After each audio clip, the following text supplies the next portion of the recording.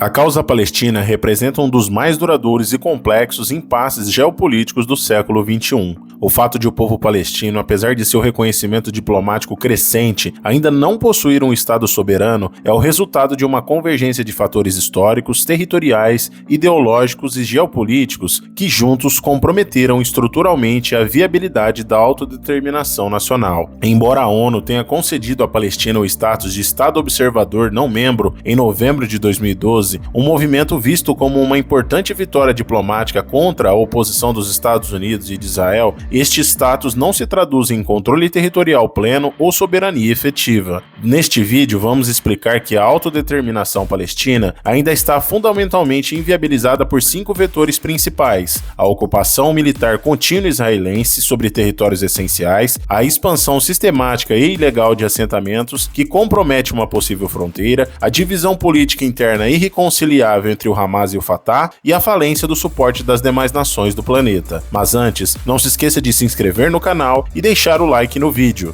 2 vezes por semana postamos vídeos relevantes sobre economia, história e entretenimento.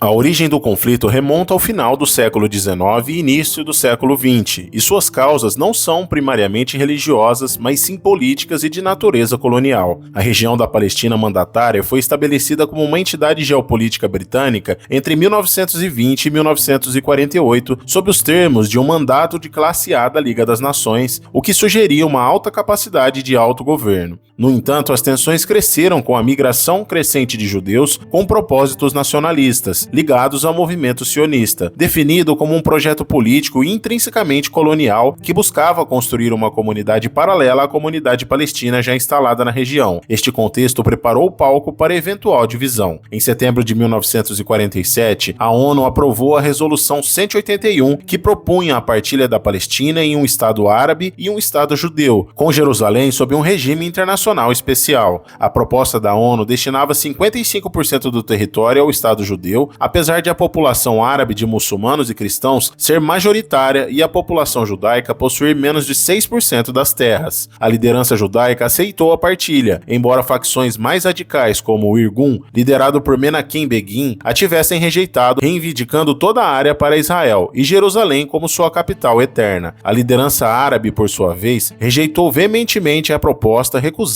a dividir a terra com a comunidade de colonos. A rejeição árabe à partilha levou à Guerra da Palestina de 1948. Em 15 de maio, contingentes árabes do Egito, Síria, Iraque, Jordânia e Líbano entraram na Palestina. No entanto, estes contingentes estavam descoordenados e em menor número em comparação com as forças israelenses. O resultado da guerra saiu pela culatra. Israel expandiu seu território, ocupando 78% da Palestina mandatária, significativamente mais do que os 55% alocados na Carta da ONU. O conflito foi marcado por limpeza étnica e a expulsão em massa de palestinos, com pelo menos 250 mil expulsos de suas casas antes mesmo da entrada dos exércitos árabes. Os acordos de armístico de 1949 não resolveram a questão do Estado palestino nem a sorte dos deslocados. O território remanescente foi dividido. A Jordânia anexou a Cisjordânia do Rio Jordão e o Egito estabeleceu o protetorado de toda a Palestina na faixa de Gaza. A derrota de 1948 não apenas consolidou o Estado de Israel, mas também expôs a fragilidade e a divisão dos interesses árabes. A liderança árabe palestina abdicou de sua responsabilidade de representação. O Egito e a Jordânia buscavam a anexação territorial da Cisjordânia e de Gaza, em vez de advogar por um Estado palestino coeso.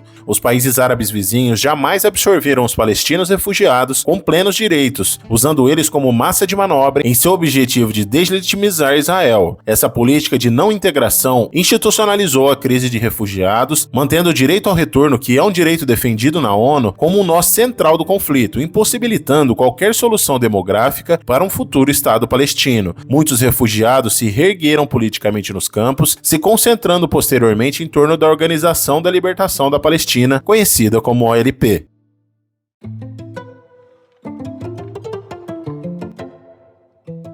A Guerra de 1967, conhecida como a Guerra dos 6 Dias, resultou na ocupação militar israelense na faixa de Gaza e da Cisjordânia, incluindo a Jerusalém Oriental. Esses territórios são legalmente considerados território palestino ocupado, regidos pelas leis de ocupação do direito internacional humanitário da ONU. Os acordos de paz de Oslo I de 1993 e Oslo II de 95 foram projetados para serem arranjos temporários, visando a transferência gradual de controle para a recém-criada Autoridade Nacional Palestina ao longo de 5 anos, período em que se negociaria o status final do Estado palestino. No entanto, os acordos falharam criticamente em abordar as demandas históricas cruciais, como o status de Jerusalém, o retorno dos refugiados expulsos e a definição final das fronteiras. Após o assassinato do primeiro-ministro israelense Yitzhak Rabin em 1995, as negociações estagnaram e os acordos que deveriam ser temporários tornaram-se permanentes. Essa ausência de avanço solidificou a divisão administrativa da Cisjordânia, o principal entrave físico à criação de um Estado na época. O controle total israelense sobre a Cisjordânia é o vetor físico mais significativo que inviabiliza a solução de 2 Estados. A expansão contínua de assentamentos nessa área é amplamente condenada pela comunidade internacional, sendo considerado um obstáculo para a criação de um Estado palestino. Internacionalmente, a construção de assentamentos civis por Israel é uma grave violação do direito internacional e das resoluções do Conselho de Segurança da ONU, especificamente o artigo 49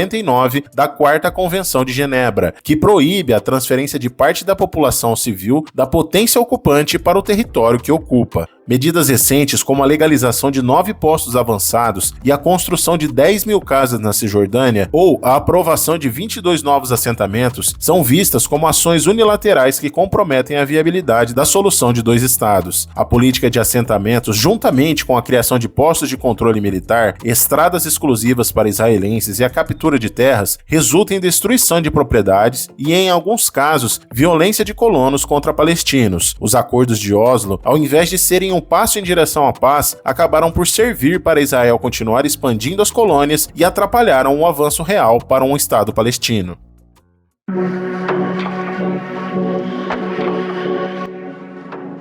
A faixa de Gaza possui uma história de controle externo, sendo administrada pelo Egito após 1948 e ocupada por Israel a partir de 1967. Após a retirada unilateral de Israel em 2005, a região entrou em um novo estágio de crise. Gaza é um território minúsculo de apenas 365 km² e densamente povoado, com quase 75% de sua população registrada na condição de refugiados. Desde 2007, após a tomada do poder pelo Hamas, Israel impôs um bloqueio severo, agravando a pobreza extrema e os sérios problemas de abastecimento e infraestrutura na região. Conflitos armados recorrentes, como a Guerra de Gaza, têm sido marcados por brutalidade e alto custo civil, com organizações de direitos humanos, incluindo a ONU, relatando a ocorrência de crimes de guerra por ambas as partes. A divisão política interna palestina é um obstáculo crítico para o reconhecimento e a unidade nacional. A OLP, dominada pelo Fatah, que é a facção secular e nacionalista que aceitou negociar com Israel e o reconhece como Estado dependente, governa a Cisjordânia. Em contraste, o Hamas, uma dissidência da Irmandade Muçulmana fundada em 1987, que conquistou a maioria nas eleições parlamentares de 2006, superando o Fatah pela primeira vez, não reconhece Israel, o que resulta em 2 administrações separadas, a Autoridade Palestina e o Fatah que governa a Cisjordânia e o Hamas que controla a faixa de Gaza. A existência desta dualidade política e armada é um fator primário para o fracasso da soberania palestina. Para que um Estado seja reconhecido e viável, ele deve exercer o monopólio legítimo da força, algo impossível com o Hamas, que é considerado uma organização terrorista pelos Estados Unidos, União Europeia e Israel, operando como um braço militar. A estratégia de resistência armada do Hamas, que tem como objetivo a destruição de Israel e a criação de um Estado Islâmico, fornece a Israel a justificativa de segurança central para manter o bloqueio de Gaza e o controle militar e administrativo rígido sobre a Cisjordânia. A Autoridade Palestina, sob controle do Fatah, que coordena a segurança com Israel na Cisjordânia, é frequentemente criticada pelos palestinos por ser corrupta e trabalhar para os interesses israelenses, o que mina sua legitimidade como parceiro de paz ou líder de um futuro Estado unificado. A ausência de um parceiro de paz único e confiável impede que a comunidade internacional avance com a criação de um Estado soberano.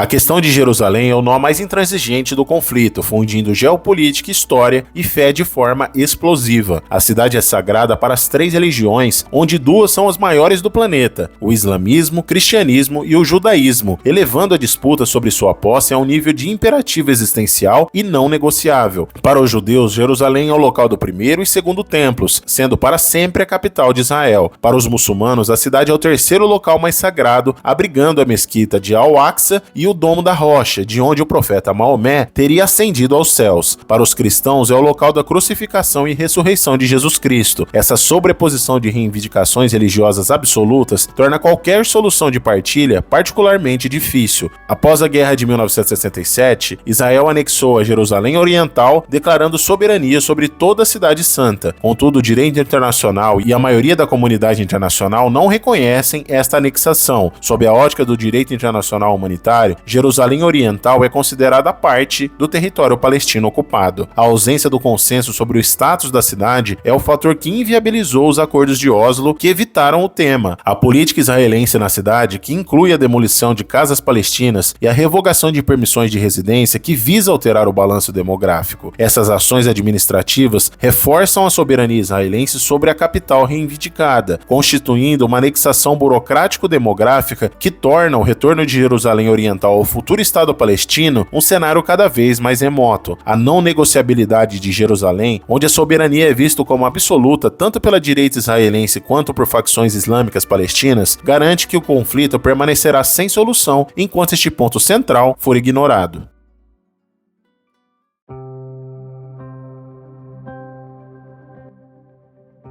Os Estados Unidos são um ator central no conflito, sendo a primeira nação a reconhecer Israel e seu principal aliado militar e econômico. O apoio americano é quase incondicional, o que se manifesta na proteção política de Israel em fóruns internacionais, como o Conselho de Segurança da ONU, onde os Estados Unidos frequentemente evitam pressões ou sanções contra o país judeu. A omissão dos Estados Unidos em condenar veementemente ações controversas de Israel ou em pressionar efetivamente pelo fim dos assentamentos é interpretada por críticos como um incentivo que permite a Israel consolidar a ocupação e expandir o seu território. Esta postura impede a aplicação do direito internacional e fragiliza a busca por uma solução equitativa. Recentemente, o cenário geopolítico do Oriente Médio foi redefinido pelos Acordos de Abraão, assinados em 2020 pelos Emirados Árabes Unidos e pelo Bahrein, normalizando as relações com Israel, seguidos pelo Egito e Jordânia. Essa onda de normalização, promovida sem a prévia criação de um Estado palestino, foi rotulada como uma atitude vergonhosa à causa palestina. A normalização reflete uma mudança nas prioridades regionais. A ameaça do Irã e os laços econômicos com Israel superaram a questão do Estado árabe. O ataque do Hamas em outubro de 2023 foi visto por especialistas como uma tentativa de desestabilizar essa normalização e recolocar a causa palestina no centro da agenda, já que o maior país muçulmano do mundo, a Arábia Saudita, estava prestes a assinar os Acordos de Abraão e reconhecer Israel como um país legítimo.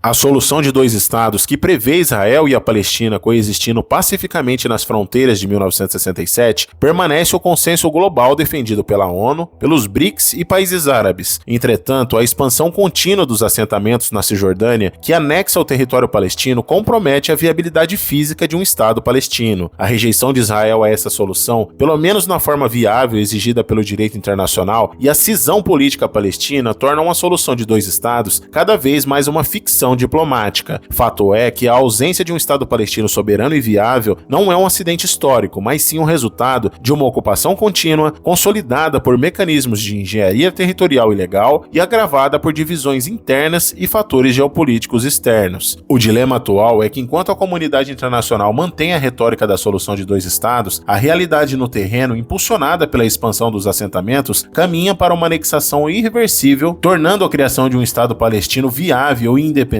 um sonho cada vez mais distante e estruturalmente comprometido. O futuro tende a um dos 2 cenários extremos: a consolidação da ocupação ou a perpétua gestão de conflitos, ou ainda menos provável, o colapso de modelo de 2 estados e o surgimento de um conflito focado na demanda por um Estado único e democrático para ambos os povos. Enquanto isso, o povo palestino continua sem um Estado próprio e sendo governado por um grupo terrorista na faixa de Gaza, além de sofrer ataques de Israel ao território que poderia poderia ser o lar dessa população tão sofrida. E aí, você conhecia todas as dificuldades que impedem a criação de um Estado palestino? Deixe aqui nos comentários a sua opinião. Agora, se você deseja saber por que o Oriente Médio é considerado a região mais perigosa do planeta, clique no vídeo que está aparecendo aí na sua tela. Nos vemos lá em instantes, muito obrigado e até a próxima!